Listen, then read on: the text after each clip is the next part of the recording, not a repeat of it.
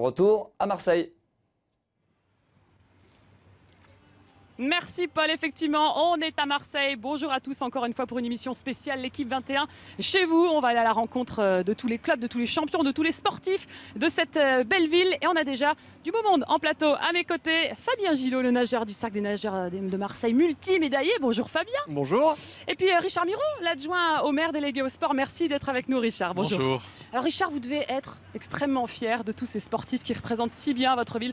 On en a un bel exemple ici. On a Marseille en Ligue des Champions. On ne peut pas être plus heureux à Marseille, j'ai l'impression. On a le foot, on a le cyclisme, on a la natation, on a des super champions. Puis on a surtout le quart de la population qui pratique une activité sportive et de loisirs. Donc Marseille, c'est une ville qui aime le sport, c'est la ville du sport pour tous. Alors on a relevé quelques chiffres, on aura Marseille, mais on va d'ailleurs s'intéresser à la région. La région PACA se classe 3e en nombre de sportifs de haut niveau, c'est-à-dire qu'on pratique beaucoup.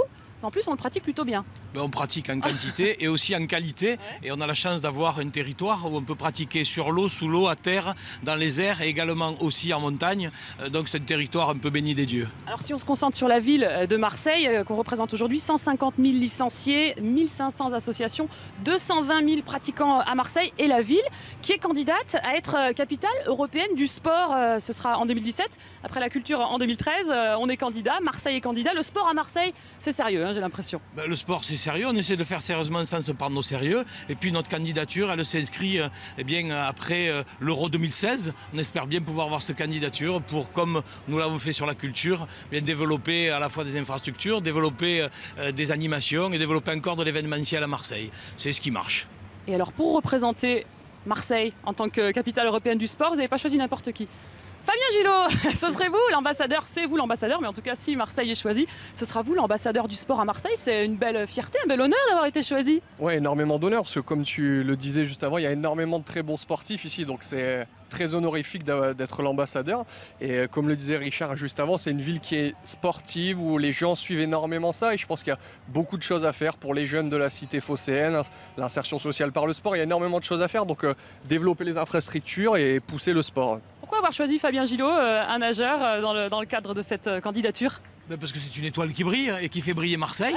Et autour de Fabien, il y a d'autres sportifs aussi qui seront à ses côtés pour accompagner cette candidature. Il y a Nathalie Simon, que vous allez recevoir tout à l'heure. Qui va venir dans un instant. Il y a Jean Tigana, il y a d'autres sportifs de qualité. Nathalie Benoît, qui est notamment médaillée d'argent en handisport.